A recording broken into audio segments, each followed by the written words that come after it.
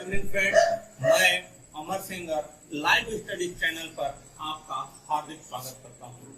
जैसा कि इससे पहले आपने देखा इतिहास का एक वीडियो 1857 की क्रांति, पॉलिटी और पीस का। अब उसी से आगे क्रम में थोड़ा सा बढ़ते हुए मैं आज फिर से इतिहास का वीडियो यहाँ पर आप लोग के लिए, और ये टॉपिक रहेगा, ये शुरुआत रहेगी मध्यकालीन भारत, मतलब मिडवल हिस्ट्री, मध्यकालीन भारत। अब देखा जाए मध्यकालीन भारत जैसा कि शुरुआत कहाँ से माना जाता है मध्यकालीन भारत, तो मध्यकालीन भारत की शुरुआत अगर देखा जाए तो 712 में मोहम्मद बिन कासिम भारत पर अटैक करता है, वहां से मध्यकालीन भारत की शुरुआत मानते हैं। ठीक, अब देखो, और 1707 में औरंगजेब की मृत्यु हो जाती है, वहां तक मध्यकालीन भारत की पूरी किताब में बताया।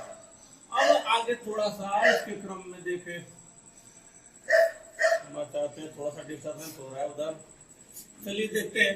अगर थोड़ा सा आप लाइव स्टडी चैनल पर देख रहे हैं तो थोड़ा सा और डीप जाएंगे हम लोग, और पहले जाएंगे। तो मध्यकालीन अगर भारत देखा जाए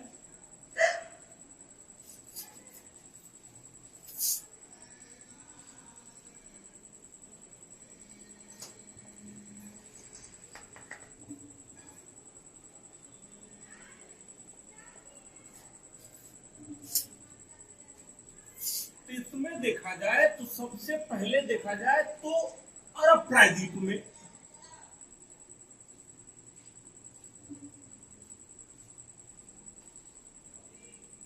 अरब प्रायद्वीप में अब पहला प्रश्न यही उठ जा रहा होगा, दिमाग में आता है कि सर जी प्रायद्वीप किसे कहा जाता है और द्वीप किसे कहा जाता है। ये अब ज्योग्राफी में पढ़ोगे, 3 तरफ पानी से घिरा रहेगा प्रायद्वीप, 4 तरफ पानी से घिरा रहेगा द्वीप। अब देखो, सबसे पहले देखा जाए तो अरब प्रायद्वीप में 3 धर्मों का विकास होता है। जो 3 धर्म थे हमारे, मुस्लिम, ईसाई और यहूदी। अरब प्रायद्वीप में 3 धर्मों का विकास होता है, मुस्लिम, ईसाई और यहूदी। इन 3 धर्मों का उदय अरब प्रायद्वीप में होता है। अब अगर इसमें से देखा जाए, अगर मुस्लिम धर्म की बात किया जाए तो सबसे पहले हमने देखा कि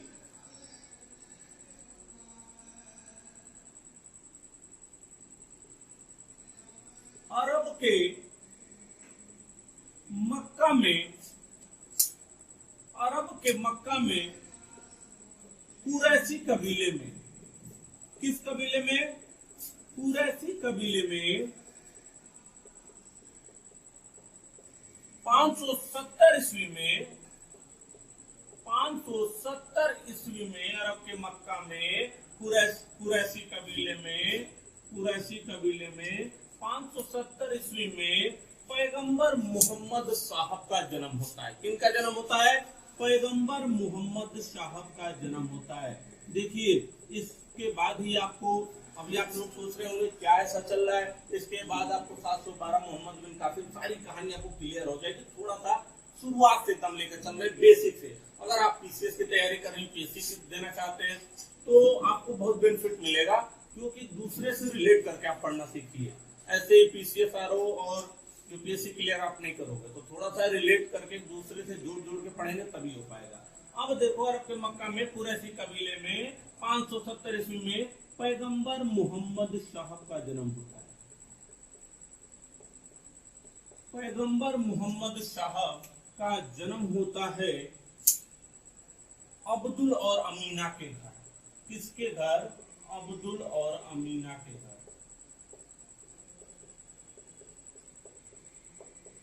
हमने ये बताया कि अरब प्रायद्वीप में 3 धर्मों का उदय होता है, मुस्लिम, यहूदी और ईसाई।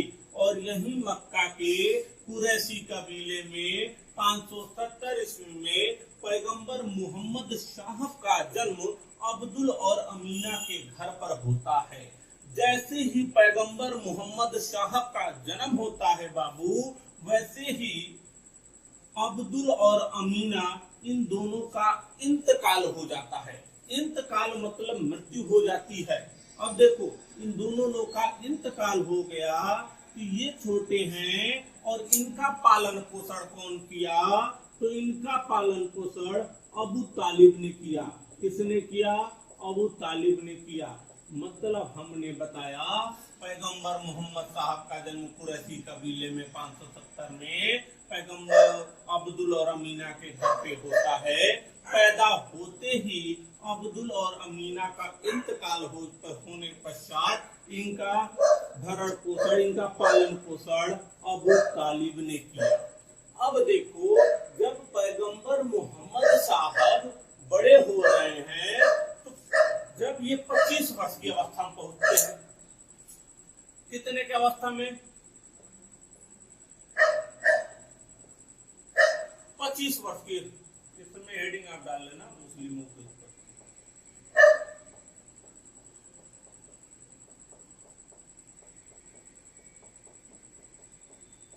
अब देखो जब ये 25 वर्ष के होते हैं, यह 40 वर्षीय खदीजा सिंह का विवाह होता है।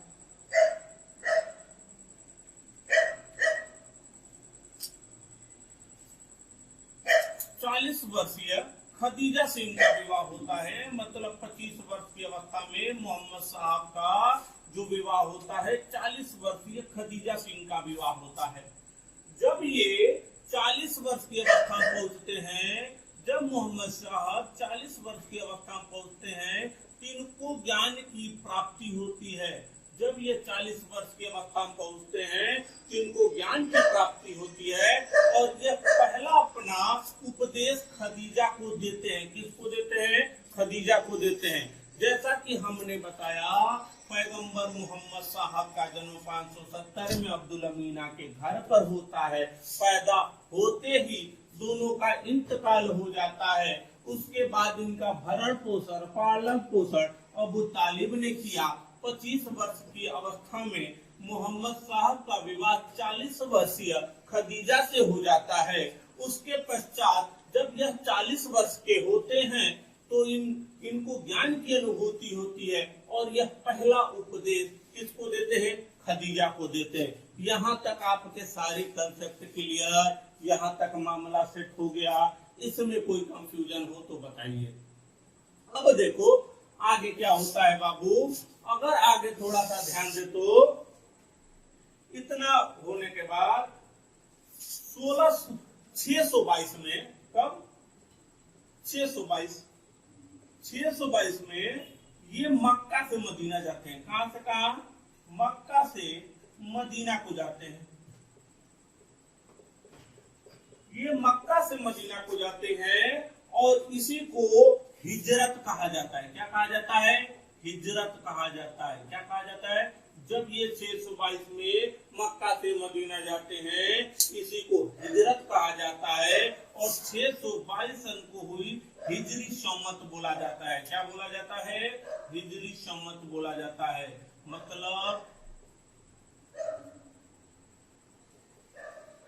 हिजरी सम्मत बोला जाता है। 622 में मक्का से मदीना गए, उसे हिजरत कहा गया और उसी को हिजरी सम्मत कहा गया। यहाँ तक आपको सब कुछ क्लियर।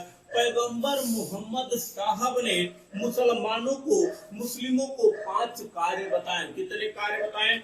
5 कार्य बताए। और बताए जो मुस्लिम है उनको 5 कार्य तो अनिवार्य रूप से करना ही चाहिए। नमाज, नमाज आपको पता होगा नमाज क्या होता है? नमाज, रोजा, कलमा, ज़कात, ये जो आपके काम है आपको ये कौन बताया? मोहम्मद साहब ने मुस्लिमों के ये कार्य बताए। पूरे विश्व में शांति और समर्पण का भाव प्रदर्शन करने के लिए, शांति का प्रचार प्रसार करने के लिए मुस्लिम पैगंबर मोहम्मद साहब ने मतलब मुस्लिम धर्म का प्रचार प्रसार शुरू किया। विश्व में शांति फैलाने के लिए, पूरे विश्व में शांति का प्रचार प्रसार करने के लिए मोहम्मद साहब ने मुस्लिम धर्म का प्रचार प्रसार शुरू किया। अब देखा जाए जब इनका इंतकाल हो जाता है, किनका? पैगंबर मोहम्मद साहब का कुछ दिनों के पश्चात इनकी मृत्यु हो जाती है, इंतकाल हो जाते हैं। और ध्यान रखना यही पैगंबर मोहम्मद साहब जब इनको ज्ञान की प्राप्ति हो जाती है तो खुद को क्या बोलते हैं? नबी बोलते हैं। क्या बोलते हैं? नबी। नबी का मतलब होता है सिद्ध पुरुष। क्या बोलते हैं? सिद्ध पुरुष। और क्या खुद को बोलते हैं? रसूल बोलते हैं। रसूल का क्या अर्थ होता है बताइए? नबी का मतलब होता है सिद्ध पुरुष और रसूल का मतलब होता है प्रतिनिधि। किसका प्रतिनिधि? अब देखिए यहाँ पे नबी बोल दिए, रसूल बोल दिए, और जब इनका इंतकाल होता है, अब देखो मैंने बताया खुद को नबी बोला, रसूल, वही रसूल प्रतिनिधि चाहे देवदूत आप कह सकते हो, और देवदूत तो खुद को इन्होंने क्या बोला? पैगंबर मोहम्मद साहब ने खुद को नबी मतलब सिद्ध पुरुष और देवदूत यानी कि रसूल यानी कि देवदूत कहा। उसके बाद पैगंबर मोहम्मद साहब का 632 में इंतकाल हो जाता है। उसके पश्चात इसका प्रचार प्रसार आखिर कौन करेगा? मैंने बताया इन्होंने लोगों को जोड़ना स्टार्ट किया, लोगों को समझाया कि आप इस धर्म में आइए और क्या सही है क्या गलत है, आपको एक इंसान को कैसे कैसे क्या क्या जीना चाहिए, क्या क्या कार्य करने चाहिए। अगर आप मुस्लिम है तो आपको 5 कार्य करना चाहिए। मैंने बताया नमाज, कलमा, हज, ज़कात, रोजा, ये 5 कार्य मुसलमानों के लिए उन्होंने बताया। कितने? मोहम्मद साहब ने। उसके बाद इनकी मृत्यु के पश्चात जो प्रचार प्रसार कौन किया? खलीफा प्रचार प्रसार करते हैं। किसका? मुस्लिम धर्म का खलीफाओं ने प्रचार प्रसार किया। और उसी में मुख्य रूप से जो खलीफा थे उमर, अबू बकर, उस्मान और अली, ये जो 4 खलीफा थे ये बहुत ही प्रसिद्ध इनके खलीफा थे। और यही 4 कई खलीफा थे लेकिन मुख्य रूप से 4 खलीफा ने मुस्लिम धर्म का प्रचार प्रसार शुरुआत की। जिसमें जो उस्मान है बाबू, इसी मुसलमान के शासनकाल में शासन में के नेतृत्व में मुस्लिमों का पवित्र ग्रंथ कुरान का संकलन किया गया। किसका संकलन किया गया? कुरान का।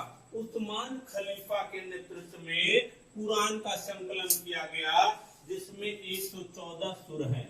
114 सुर हैं। जिसमें कितने सुर हैं? 114 सुर हैं।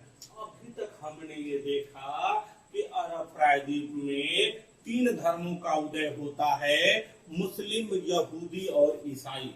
अरब के मक्का के कुरैशी कबीले में 570 ईस्वी में पैगंबर मोहम्मद साहब का जन्म अब्दुल और अमीना के घर पर होता है। अब्दुल और अमीना का इंतकाल इनके पैदा होने के बाद हो जाता है। तत्पश्चात इनका पालन पोषण अबू तालिब ने किया। इनका जब पालन पोषण हुआ, बड़े हुए, 25 वर्ष की अवस्था में 40 वर्षीय खदीजा से इन्होंने विवाह किया। जब यह 40 वर्ष के हुए तो इनको ज्ञान की अनुभूति हुई और इन्होंने अपना पहला ज्ञान अपनी पत्नी खदीजा को दिया। उसके बाद 622 में यह मक्का से मदीना चले जाते हैं, जिसे हिजरत कहा जाता है, और इसी ईस्वी को हिजरी संवत कहा जाता है। ये तब कहानी आप अभी तक पूरा माइंडसेट हो गया होगा, फिर से देख लीजिए। अब देखो 632 में इनका इंतकाल हो जाता है। उसके बाद देखो इन्होंने खुद को नबी बोला, सिद्ध पुरुष बोला और रसूल यानी कि देवदूत कहा। इतना इन्होंने कहा। और इन्होंने एक मुसलमान के क्या क्या फर्ज होने चाहिए, क्या क्या कार्य होने चाहिए, इन्होंने 5 कार्य बताए। अब इनकी मृत्यु के बाद 4 मुख्य रूप से जो खलीफा थे, उमर, अबू बकर, उस्मान और अली, जिसमें से उस्मान के शासन काल में कुरान का संकलन किया गया, जिसमें कुल 114 सुर हैं। सुर का मतलब आप श्लोक से कह सकते हो, जैसे श्लोक होता है उसमें सुर होता है। अब देखो यहाँ तक आपको कोई कंफ्यूजन? अब देखो, अब धीरे धीरे जो खलीफा होने लगे, अब धीरे धीरे राजवंश आएगा। इसी में अगर आप देखोगे जो खलीफा आगे चलते हैं, कुछ राजवंश का निर्माण करते हैं। जो छोटे मोटे इधर अगर मान लो कोई बेरोजगार रहा, राजवंश बनेगा तो कोई सैनिक का कार्य करेगा, तो धीरे धीरे लोग अपने मतलब अब एक राजवंश बनेगा, दरबार लगेगा, उसमें एक राजा जो मजबूत प्रतिनिधि होगा राजा बनेगा। उसके बाद वो अपने राजवंश को चलाएगा और सैनिक रखेगा। तो धीरे धीरे देखा जाए कैसे विकास होता गया, एक चरणबद्ध तरीके से विकास होता गया। और उसी में एक अरब का खलीफा आया जिसका नाम था, इतना रब कर दे, उसके बाद उसकी पूरी कहानी बता रहे हैं। हो गया।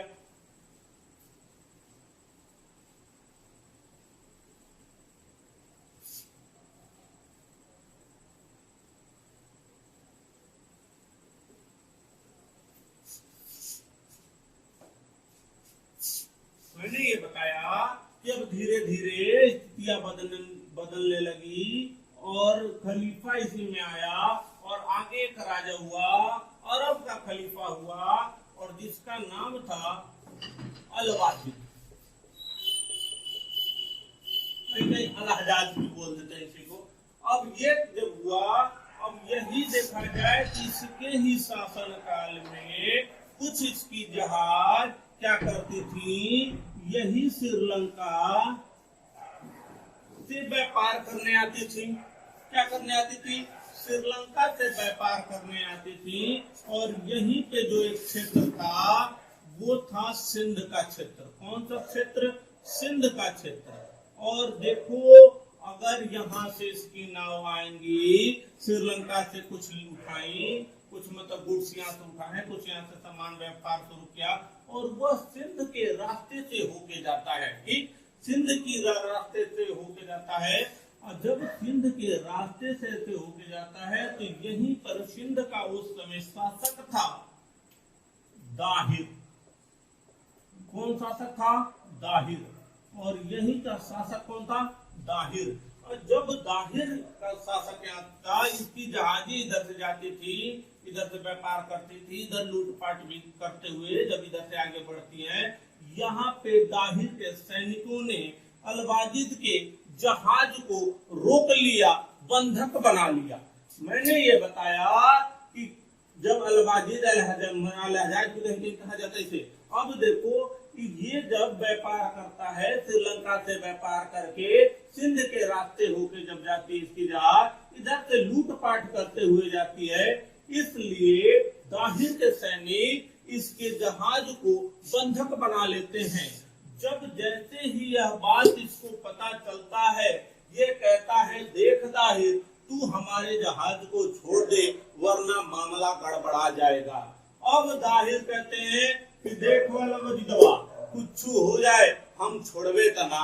अब देखो, जब ये कहता है कि हम छोड़ेंगे नहीं, चाहे तुम्हें जो करना है कर लो, और यही क्या करता है, नियुक्त करता है अपने एक सेनापति को जिसका नाम था मोहम्मद बिन कासिम। कौन था? मोहम्मद बिन कासिम। तो देखा आपने, मुस्लिमों की उत्पत्ति से लेके कहां तक पहुंच गए? मोहम्मद बिन कासिम तक। और यही मोहम्मद बिन कासिम ने क्या किया, ये काम देता है कि देख कासिमवा, दहिरवा का मन बढ़ गया है, जहाजिया छोड़ी नहीं रहा है, जहाज पकड़ लिया है, जाओ उसे सबक सिखाओ। मोहम्मद बिन कासिम कहता है, जी हुजूर, जैसी आपकी मर्जी। और यही मोहम्मद बिन कासिम सिंध के क्षेत्र पर 712 में अटैक कर देता है। कब? 711 में अटैक करता है। कहीं कहीं अगर आप देखते हो, कहीं पढ़ते हो, 711 भी दिया रहता है। कंफ्यूज ना होना, अगर 711 ऑप्शन में रहे, 712 ना रहे तो लगा देना, अगर 712 रहता है तो 712 लगाना। अब देखो, ये कंफ्यूजिंग है। तो मोहम्मद बिन कासिम 712 में सिंध पर अटैक करता है। इस प्रकार देखा जाए, पहले सिंध भारत का क्षेत्र था, तो भारत पर सबसे पहले किनका आक्रमण होता है? तो अरबों का। कहाँ का था? अरब का। इसलिए एग्जाम में कई बार आया है कि सबसे पहले भारत पर किनका आक्रमण हुआ। बहुत लोग कंफ्यूज रहते हैं। अब बहुत सारे बच्चे तुर्क लगा देते हैं, लेकिन तुर्क नहीं थे। अब बाद में तुर्क आएंगे, मोहम्मद गौरी बाद में आएगा। अब देखो, तो सबसे पहले भारत पर आक्रमण किनका हुआ? अरबों का हुआ। कब हुआ? 712 में हुआ। कौन किया? मोहम्मद बिन कासिम किया। कौन राजा था? अल-वाजिद अल-हज्जाज के नाम मिलता है। इसके हुक्म से किसने किया? मोहम्मद बिन कासिम ने किया। अगला प्रश्न पूछेगा कहाँ किया? तो सिंध पे किया। कहाँ पे किया? सिंध पे। अगला प्रश्न पूछेगा कौन शासक था? तो क्या बताओगे? दाहिर था। इस प्रकार से इतने अभी तक आपके प्रश्न यहाँ से बनाए जाते हैं। अब देखो, जब यहाँ पे मोहम्मद बिन कासिम अटैक करता है और यहाँ पे युद्ध होता है, उस युद्ध को रावर का युद्ध बोला जाता है। किसका युद्ध बोला जाता है?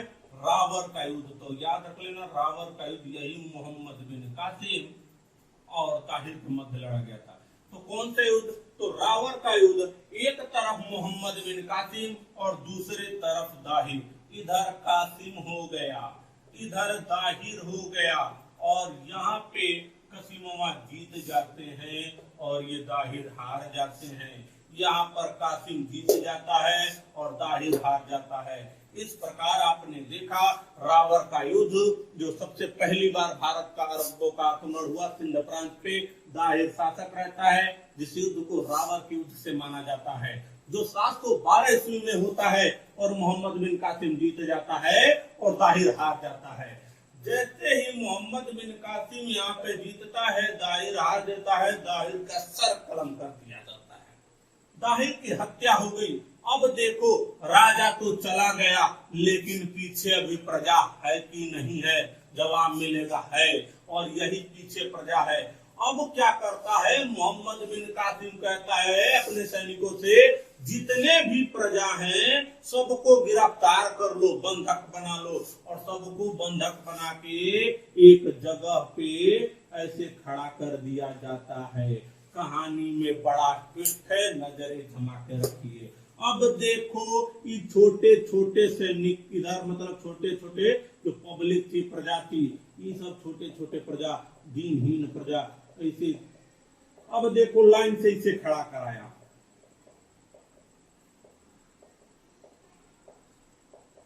लाइन से खड़ा करा दिया, लाइन से खड़ा करा दिया, और अपने एक बड़े चबूतरे पे ऐसे सामने उनके खड़ा हो गया। यहाँ पे कौन खड़ा हो गया? कासिम खड़ा हो गया। देखो, एकदम ऐसा देखो कि आप भी इस भीड़ में, तो मैं नहीं कहूंगा कहीं पेड़ ओड़ पे चढ़ के देख रहे हो पूरा कहानी, तो ये भीड़ में ना रहने मामला गड़बड़ा जाएगा। आप सोचोगे गुरु जी काहे कह नहीं रहे हो, भीड़ में हम भी रहेंगे, रहोगे तो मामला गड़बड़ हो जाएगा। जरा देखो क्यों नहीं, हम बता रहे हैं क्यों आपको यहाँ पे नहीं रहना है। मान लो आप कहाँ पे हो, एक पेड़ है, उस पे आप चढ़ के कहानी देख रहे हो, हाँ मतलब चलो ठीक है। भारत में वैसे भी जो अगर दो लोग बहस करते हैं तो बाकी भीड़ सोचती है कि अब झगड़ा करे, थोड़ा सा हम फाइटिंग वाइटिंग देख ले। तो आप लोग पेड़ पे चढ़ के आराम से मस्त तरीके से इसे देखते रहिए। अब देखिए, यहाँ पे उनके सारे सैनिक वहां की प्रजा को लाके भेड़ बकरियों की तरह खड़ा कर दिए, और कासिमवा एक ऊंचे चबूतरे पे खड़ा हो गया। जब कासिम ऊंचे चबूतरे पे खड़ा कर दिया और कहा, तुम लोग के लिए एक ही ऑप्शन है, या तो धर्म बदल दो, या तो इस्लाम कबूल कर लो, या तो गर्दन काट दी जाएगी। पहले तीन लोग को लगा इससे ही डरा रहा है, कहा इस्लाम कबूल, कहे नहीं गर्दन काट दिया। इस तरीके से लगातार गाजर मूलियों की तरह गर्दन काटते हुए आगे बढ़ता जाता है। कौन? मोहम्मद बिन कासिम। जो डर गया, कहा हाँ भैया हम इस्लाम कबूल है, वो बच गया। जो नहीं कबूल किया, उनकी गर्दन काट दिया। यह सब देखता है मोहम्मद बिन कासिम का एक सैनिक आता है और कहता है, अरे मालिकी क्या कर रहे हो, मामला काहे गड़बड़ा रहे हो? मोहम्मद बिन कासिम कहता है कि क्या करे, अब तुम ही बताओ हम क्या करें, जब इस्लाम कबूल नहीं करेंगे तो हम तो जिंदा नहीं छोड़ेंगे। अब देखो, यही इनको बुद्धि देता है कि देखो मालिक, देखो सरकार, ऐसा कुछ काम कर दो कि जिंदा भी रहे। और देखो, इसने ये समझाया कि मान लो कि अगर आप इनको ऐसे ही सारी हत्याएं कर दोगे, जब ये जीवित ही नहीं रहेंगे तो आप किस पे शासन करोगे? भाई धर्म क्या है? धर्म कब जरूरी है? पहले जब हम जिंदा रहेंगे तभी तो धर्म रहेगा, और नहीं रहेगा। जब हम जीवित ही नहीं रहेंगे, इंसानियत ही नहीं रहेगी, तो काफी को धर्म? तो सबसे बड़ा धर्म तो मेरे अनुसार इंसानियत है। अब देखिए, यही समझाते हैं, जब ये जीवित ही नहीं रहेंगे, मानेंगे ही नहीं, जब लोग ही नहीं, तो कैसा राजा और कैसा धर्म, काहे का धर्म? इसलिए इनको जीना भी बड़ा जरूरी है। तो यही पूछता है, आखिर तुम ही कोई ऐसा आइडिया बताओ जिससे हम इनके ऊपर अपना शिकंजा कर सके। और यही मोहम्मद बिन कासिम को कहता है कि आप इनके ऊपर कुछ ऐसा कीजिए, कुछ ऐसा आरोपित कर दिए, कुछ ऐसा कर लगा दीजिए जिनसे इनको बार बार यह एहसास होता रहे कि यह किसी मुस्लिम सत्ता के अधीन है। मतलब कोई बड़ी शक्ति इनको अपना गुलाम बना के रखी है और इन पे मुस्लिम शक्ति का अधिरोपित है। और यहीं पे मोहम्मद बिन कासिम पे जैसे ही कहता है, कासिम कहता है वाह वेरी गुड। अब यही मोहम्मद बिन कासिम क्या करता है, एक टर्म खोजता है जिसे इतिहास में कहा जाता है जजिया कर। कौन सा कर? जजिया कर। तो कंसेप्ट निकल गया। जजिया कर सबसे पहले किसने लगाया भारत में? तो मोहम्मद बिन कासिम ने। कैसे लगाया, काहे लगाया, पूरी कहानी आपके समझ है। तो सबसे पहले जजिया कर किसने लगाया? मोहम्मद बिन कासिम ने लगाया। कहाँ पे लगाया? यही रावर का युद्ध दाहिर को हराता है और यहाँ पर सिंध प्रांत पे सबसे पहले जजिया का कर लगा देता है। अब देखो, इतने में किसी को कोई दिक्कत, 712 में अटैक करता है सिंध पर मोहम्मद बिन कासिम, दाहिर शासक रहता है। सबसे पहले अरबों का आक्रमण होता है, इसे रावर का युद्ध माना जाता है, इसमें कासिम जीत जाता है और यहाँ पे जजिया कर लगाया जाता है। जजिया कर क्या था? अब अगला चीज, जजिया कर बेसिकली एक ऐसा कर था जो गैर मुसलमानों पे लगाया जाता था। किन पे लगाया जाता था? गैर मुसलमानों पर, नॉन मुस्लिम, गैर मुस्लिम पर लगाया जाने वाला एक ऐसा कर जो गैर मुसलमानों पे लगने वाला एक धार्मिक कर था। कैसा था? गैर मुस्लिम पर लगने वाला धार्मिक कर। अगर आप मुस्लिम नहीं हैं, किसी गैर धर्म से बिलोंग करते हैं, तो आपके ऊपर एक कर लगा जिसे जजिया कर, जो आय का 1/3 या 2/3 हिस्सा रहता था। मतलब अगर आप 2/3 में देखोगे 300 रुपया कमाओ तो 200 रुपया दे दो जजिया कर। तो जजिया कर एक गैर मुसलमानों पे लगने वाला धार्मिक कर था। अब देखो, जब मोहम्मद बिन कासिम आ जाता है भारत में सिंध पे, तो क्या क्या चेंजेज आते हैं? कुछ ना कुछ तो चेंजेज आएगा। अब क्या होता है, यहाँ पे जैसे ही मोहम्मद बिन कासिम आता है कुछ चेंजेज आते हैं। और सबसे पहले भारत में अरबी घोड़ों को पालना, क्योंकि अरब का था, अरब से मजबूत अरब के घोड़े रहते थे, खूब लंबे चौड़े, ठीक। तो अरबी घोड़ों की शुरुआत हुई थी। अरबी घोड़ों का पालना, अरबी घोड़ों के पालने की शुरुआत मोहम्मद बिन कासिम के आने के बाद हुआ। अगला क्या शुरू किया?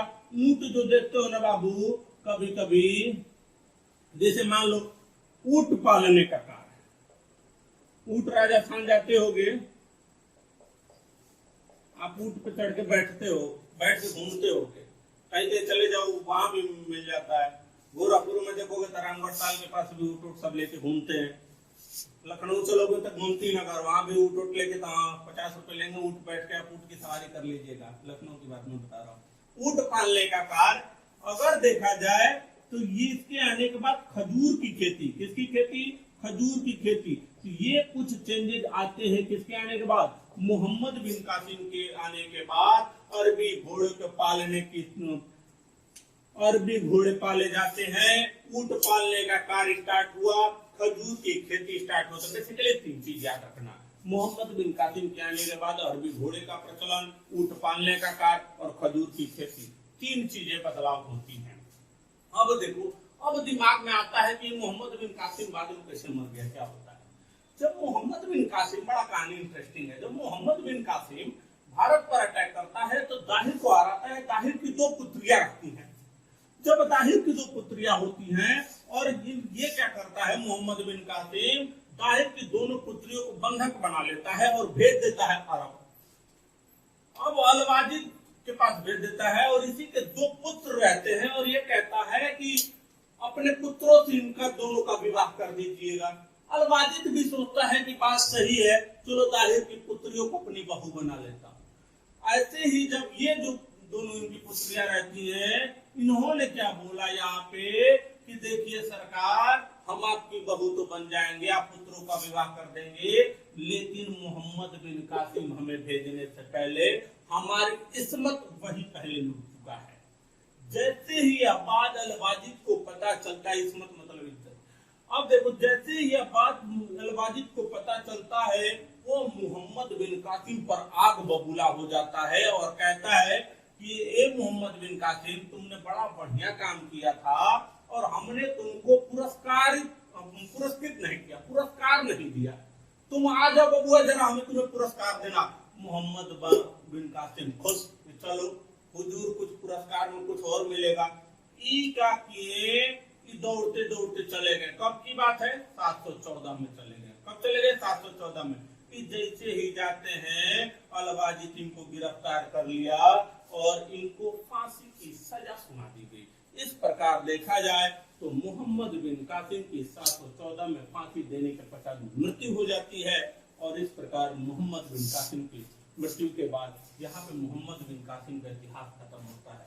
जैसा कि हमने देखा मध्यकालीन भारत की शुरुआत में मुस्लिमों की उत्पत्ति देखा, अब्दुल्ला मीना के घर पैगंबर मोहम्मद साहब का जन्म देखा, उसके बाद करते करते हम आगे मोहम्मद बिन कासिम से। मैंने बताया कितने क्वेश्चन बन सकते हैं आपके, 712 वाला, अरबों वाला, दाहिर वाला, और ये 3 आप ध्यान दीजिएगा। ये सब आपके क्वेश्चन अभी तक जितने रावर का युद्ध इसे कहा गया 712 में हुआ था, एक तरफ कासिम एक तरफ ताहिर, सिंध का आक्रमण अरबों का जरूर ध्यान रखना, कहाँ पे, सिंध पे। तो अभी तक का ये जितने भी क्वेश्चन बन सकता है, मैं आपको बताया जजिया कर इंपॉर्टेंट है। जजिया कर याद रखना, मोहम्मद बिन कासिम ने लगाया था, गैर मुसलमानों को लगने वाला धार्मिक कर था, जो आएगा 1/3 और 2/3 था।